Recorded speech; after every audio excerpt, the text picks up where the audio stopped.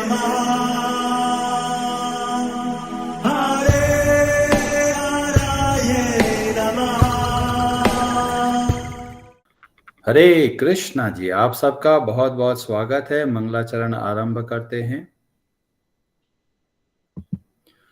ओम नमो भगवते वासुदेवाय। ओम अज्ञानतिमिरान्धस्य ज्ञानाञ्जनशलाकया चक्षुरुन्मीलितं येन तस्मै श्रीगुरवे नमः। नमः ओम विष्णुपादाय कृष्णप्रेष्ठाय भूतले श्रीमते भक्तिवेदांत स्वामिनिति नामिने। नमस्ते सारस्वते देवे गौरवाणी प्रचारिणे निर्विशेष शून्यवादी पाश्चात्य देश तारिणे। जय श्री कृष्ण चैतन्य प्रभु नित्यानंद श्री अद्वैत गदाधर श्रीवासादि गौर भक्त वृंद। हरे कृष्ण कृष्ण कृष्ण हरे हरे, हरे राम राम राम हरे हरे। कार्पण्यदोषोपहत स्वभावः पृच्छामि त्वां धर्मसम्मूढचेताः। यच्छ्रेयः स्यान्निश्चितं ब्रूहि तन्मे शिष्यस्तेऽहं शाधि मां त्वां प्रपन्नम्। हरे कृष्णा जी। भगवद गीता अध्याय 4 श्लोक नंबर 13 आरंभ करते हैं। व्रजेश्वरी जी, आप पढ़ेंगे संस्कृत। हरे कृष्णा। चातुर्वर्ण्यं मया सृष्टं गुणकर्म विभागशः तस्य कर्तारम् अपि मां विद्य अकर्तारम् अव्ययम्। हरे कृष्णा। हरे कृष्ण। चातुः वर्ण्यम, मानव समाज के 4 विभाग, मया मेरे द्वारा सृष्टम उत्पन्न किए हुए, गुण गुण कर्म तथा कर्म का विभागशः विभाजन के अनुसार, तस्य उसका कर्तारम जनक अपि यद्यपि माम मुझको विद्धि जानो अकर्तारम न करने वाले के रूप में अव्ययम अपरिवर्तनीय को। प्रकृति के तीनों गुणों और उनसे संबद्ध कर्म के अनुसार मेरे द्वारा मानव समाज के 4 विभाग रचे गए। यद्यपि मैं इस व्यवस्था का सृष्टा हूँ, किंतु तुम यह जान लो कि मैं इतने पर भी अव्यय अकर्ता हूँ। हरे कृष्णा जी। बहुत ही अद्भुत श्लोक है। हमारा जो समाज की जो व्यवस्था है वो पूरी तरह बदल कर बहुत अच्छी हो सकती है अगर हम भगवान श्री कृष्ण के इन शब्दों पर ध्यान से समझे और भगवान जैसे बता रहे हैं उसके हिसाब से कार्य करें। और हमने बताया कि भगवान ने केवल 4 वर्ण बनाए हैं, पर आजकल समाज में देखते हैं न जाने इतनी जातियां हो गई, इतने प्रांत के लोग हो गए, इतनी भाषाओं के लोग हो गए, तो पूरा समाज टुकड़ों में बट गया। तो भगवान ऐसा कभी नहीं चाहते। भगवान ने बोला भाई 4 वर्ण बनाए हैं, और वो भी कैसे बनाए हैं? गुण और कर्म के हिसाब से, जन्म के आधार पर नहीं। फिर हमने विस्तार से ब्राह्मण किसको बोलते हैं उसका वर्णन किया। आज हम लोग अध्ययन करेंगे क्षत्रिय कौन होते हैं। कई लोग सोचते हैं कि हम तो राजपूत हैं, कई लोग सोचते हैं हम तो राठौर है, कई लोग सोचते हैं हम तो चौहान हैं, कोई सोचता हम तो सिसोदिया परिवार से है, कोई बोलते हम तो सिंह लगाते हैं। तो ऐसे केवल जाति लगाने से कोई व्यक्ति क्षत्रिय नहीं बन जाता। जब हम अपने वैदिक जो शास्त्र है उसके हिसाब से देखते हैं तो हमें पता चलता है कि क्षत्रिय का मतलब उनके गुण कैसे है और वो किस तरीके से कार्य करते हैं, उसके आधार पर निर्णय लिया जाता है। तो भगवद गीता के अध्याय 18 श्लोक नंबर 43 के अंदर भगवान गुण बताना आरंभ करते हैं एक क्षत्रिय व्यक्ति के, और बताया गया शौर्य।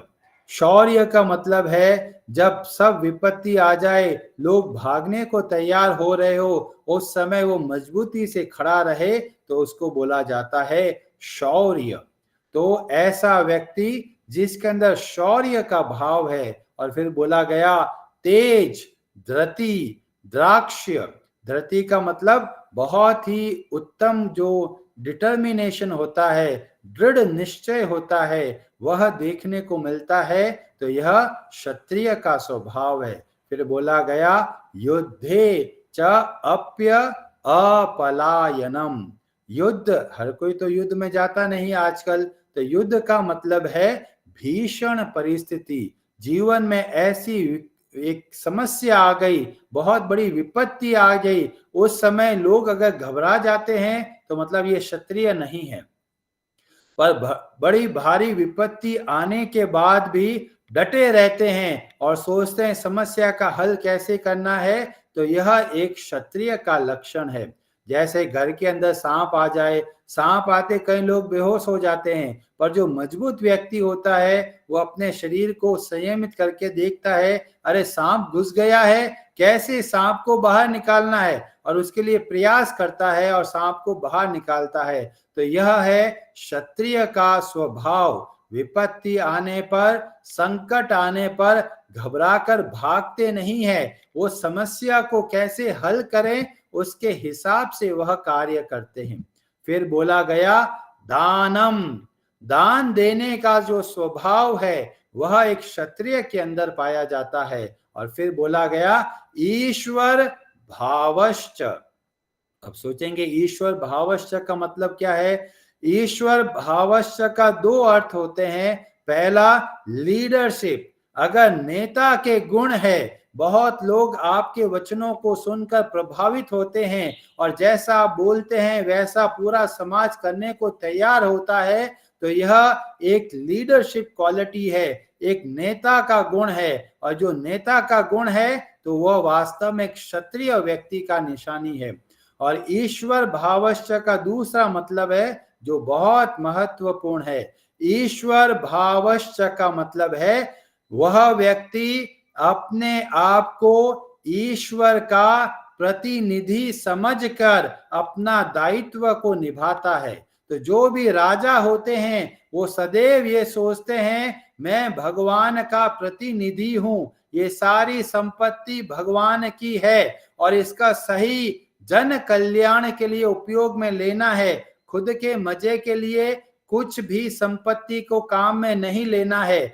ये जैसा भाव है तो यह एक क्षत्रिय का लक्षण है, यह एक नेता का लक्षण है। तो हमें अगर कोई नेता का चयन करना है तो हमें देखना है कि ऐसा कौन व्यक्ति है जो समाज के कल्याण के लिए कार्य करने के लिए तैयार है। ऐसे लोगों को हमें नेता बनाना है। गलत लोगों को नेता बना देंगे तो बहुत तरह की गलत पॉलिसी बनाकर पूरे समाज का शोषण होगा। समाज का शोषण कैसे होता है, तरह तरह के टैक्स लगाकर और जो सुविधाएं देनी चाहिए वो सुविधाएं नहीं देती। जैसे गवर्नमेंट बहुत पैसा टैक्स में ले लेती है पर वापस वैसा इंफ्रास्ट्रक्चर नहीं देती, सड़कें ढंग से नहीं बनाती, बिजली नहीं पहुंचाती, पानी की व्यवस्था नहीं करते। तो ये वास्तव में सही जो गवर्नमेंट है वह कार्य नहीं कर रही, क्योंकि वो जो गवर्नमेंट है उसको चाहिए कि वो भगवान के प्रतिनिधि की तरह समझ के कार्य करना है, सब भगवान के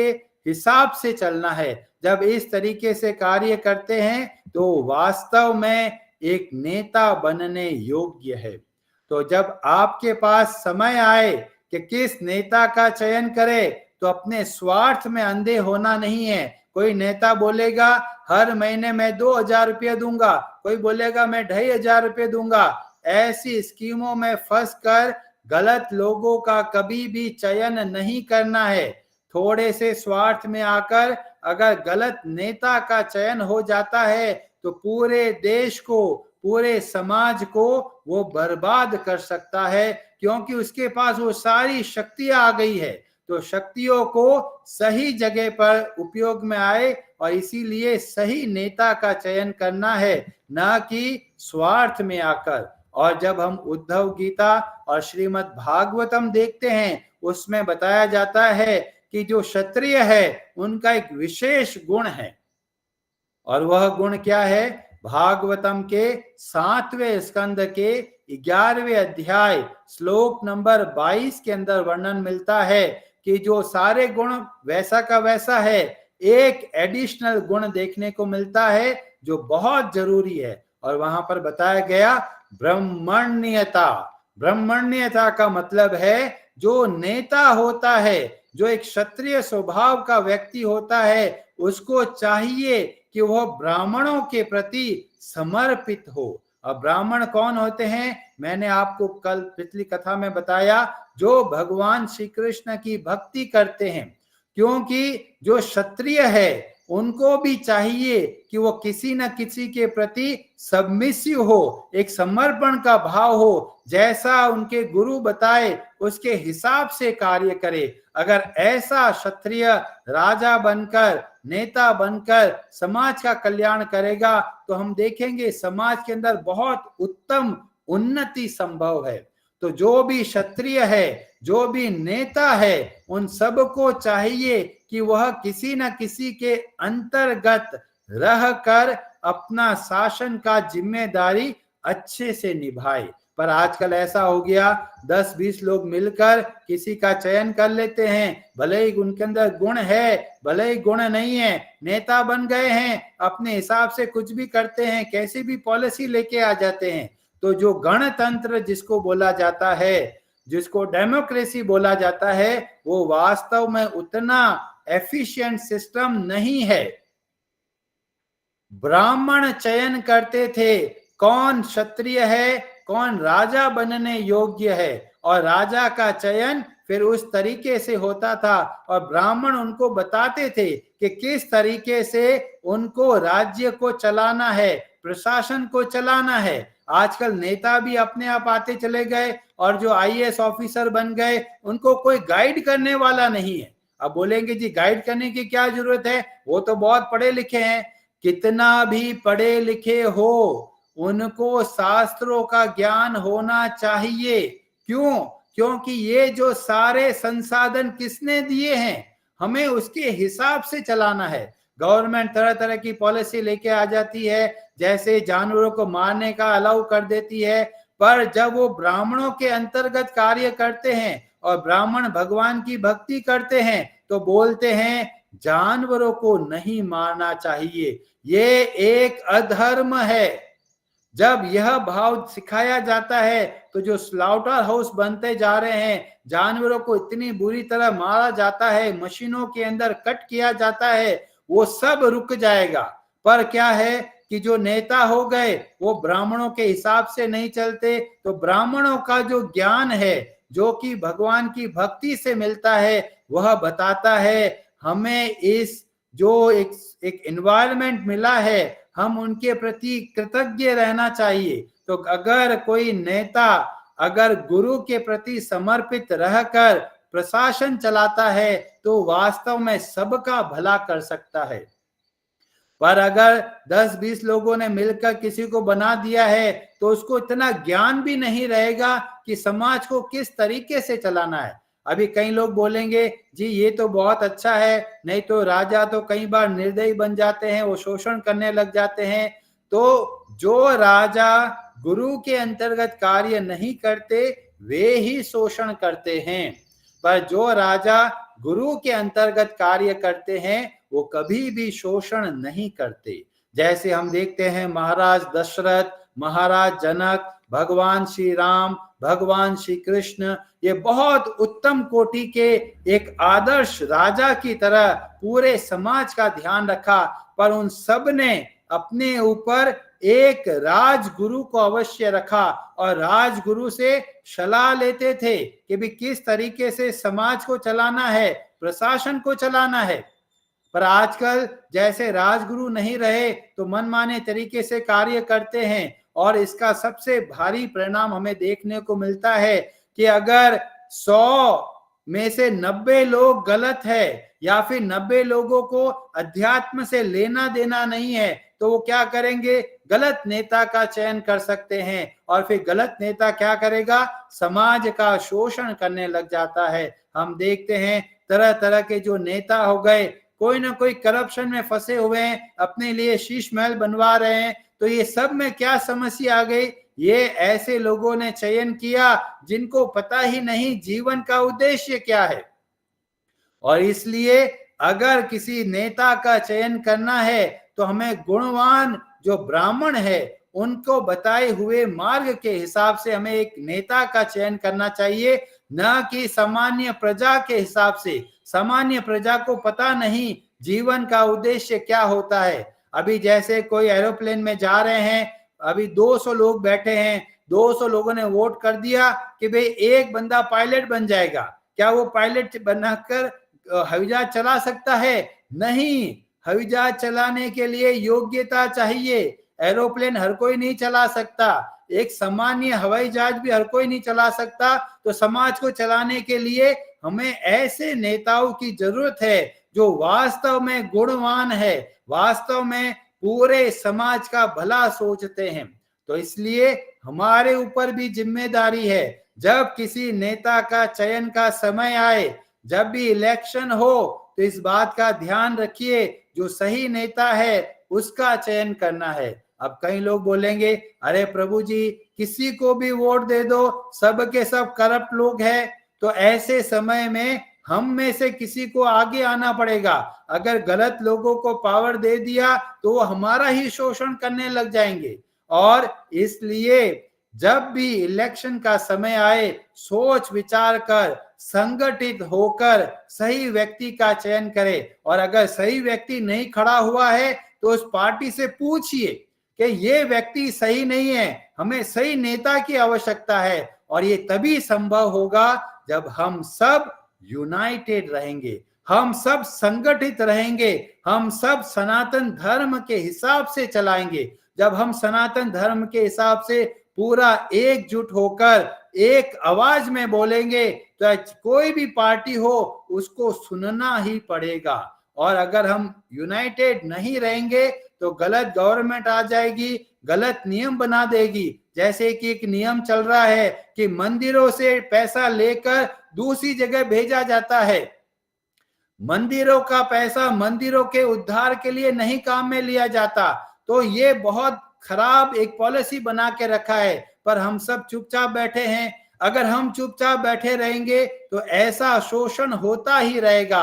और अगर मंदिर टूटता चला जाएगा तो सनातन धर्म खतरे में पड़ता चला जाएगा। हम अपने जो वास्तविक धर्म है उसको भूलते चले जाएंगे। और इसीलिए हम सबको चाहिए कि खुद भी बहुत अच्छे तरीके से सनातन धर्म को समझे, सनातन धर्म के हिसाब से जीवन को चलाए और संगठित रहकर एक आवाज में बात करें। हरे कृष्णा जी, आप सबका बहुत बहुत धन्यवाद। हरे हरे नमः।